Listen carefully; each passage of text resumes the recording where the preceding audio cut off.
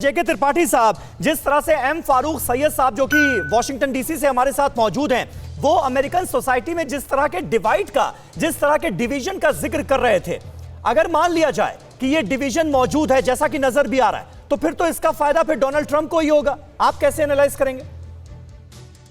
देखिए, ये दोनों ओर से हो सकता है, क्योंकि अगर ये डिवीजन मौजूद है तो इसका मतलब ये है कि जो कलर्ड अमेरिकन हैं, ब्लैक और ब्राउन जी, वो ज्यादातर बाइडेन के साथ है। बाइडेन के और साथ, जो इनकी कॉन्स्टिट्यूएंसी है, इनकी ट्रंप की, वो वाइट कॉन्स्टिट्यूएंसी ज्यादा है। तो इस हिसाब से ये तो फर्क पड़ेगा।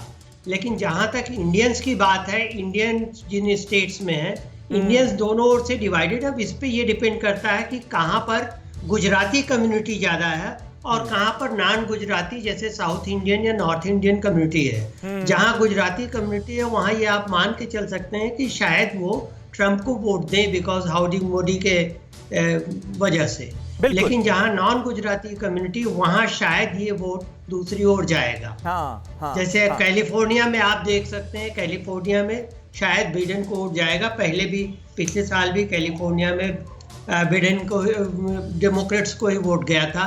तो बाइडेन इस वजह से बिल्कुल सही बात आप कर रहे हैं जेके त्रिपाठी साहब। और देखिए, हाउडी मोदी प्रोग्राम का हम जिक्र कर रहे थे, ह्यूस्टन के हाउडी मोदी प्रोग्राम का, और इसने किस तरह से टेक्सास के वोटर्स पर असर डाला है उसका जिक्र लगातार हो रहा है, क्योंकि टेक्सास में अब डोनाल्ड ट्रंप का पलड़ा भारी नजर आ रहा है। किस तरह से हाथ में हाथ डाले हुए प्रधानमंत्री नरेंद्र मोदी के साथ डोनाल्ड ट्रंप नजर आए थे। हाउडी मोदी प्रोग्राम, जो कि बिग सक्सेस के तौर पर देखा जा रहा था डोनाल्ड ट्रंप के लिए, अब कहीं ना कहीं उसका असर हुआ है। और हाउडी मोदी प्रोग्राम ने दरअसल टेक्सास में बड़ी बढ़त दिला दी है डोनाल्ड ट्रंप को, यह साफ नजर आ रहा है। हमारे साथ अस्थाना साहब भी मौजूद हैं। अस्थाना साहब, ये बताइए कि चुनावों में एक तरफ ये दावे किए गए डोनाल्ड ट्रंप की तरफ से कि भाई देखो, हम आतंकवाद के मुद्दे पर, टेररिज्म के मुद्दे पर, चीन से मुकाबले के मुद्दे पर कितने ज्यादा सख्त हैं, और अगर जो बाइडेन जीत कर आ जाते हैं, वो अमेरिकन प्रेसिडेंट बन जाते हैं, तो ये स्थिति अमेरिका की रहेगी नहीं। इसे आप सिर्फ चुनावी बयानबाजियों के तौर पर देखते हैं, या वाकई बहुत फर्क आने वाला है अमेरिका की पॉलिसीज में टेररिज्म के मसले को लेकर, अगर राष्ट्रपति जो बाइडेन बन जाते हैं तो?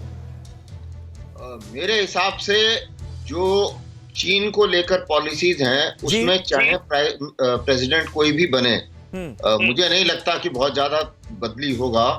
क्योंकि चीन की तरफ जो गुस्सा है, वो कोविड का गुस्सा जो है, वो अमेरिकी पब्लिक का गुस्सा है, ना सिर्फ पॉलिटिक्स का गुस्सा है। दूसरी चीज, जहां तक ट्रेड का सवाल है, ये अमेरिकी लोगों को साफ है, जाहिर है कि चीन जो है एक कॉम्पिटिटर के तौर पे उभर के सामने आ रहा है, जिससे वो हार नहीं सकते। तो ये कंपल्शन जो भी नया प्रेसिडेंट होगा वो रहेगा। उसी मुताबिक जहां तक आतंकवाद का सवाल है, मुझे नहीं लगता कि कोई खास चेंज होगा। लेकिन एक फर्क मेरे को महसूस होता है कि ईरान की तरफ जो पॉलिसीज हैं, उसमें मेरे विचार से डेमोक्रेट्स जो हैं वो थोड़ा सा प्रो ईरानी होंगे, थोड़ा कंसेशन उनको देने की कोशिश करेंगे। सैंक्शन शायद फर्क होगा, क्योंकि प्रेसिडेंट ट्रंप जो हैं वो ईरान के बहुत ही ज्यादा खिलाफ थे, रिपब्लिकन्स जो। लेकिन यहाँ पर खास बात यह है कि अभी मैं देख रहा था ईरान के राष्ट्रपति हसन रूहानी का बयान। उन्होंने कहा, देखिए, चाहे जो बाइडेन आ जाएं या डोनाल्ड ट्रंप दोबारा आ जाएं, ईरान की सेहत पर कोई असर पड़ने वाला नहीं है। वो इस तरह से ले रहे थे। फिक्र आपकी, सोमवार से शुक्रवार रात 9 बजे सिर्फ TV9 भारतवर्ष पर।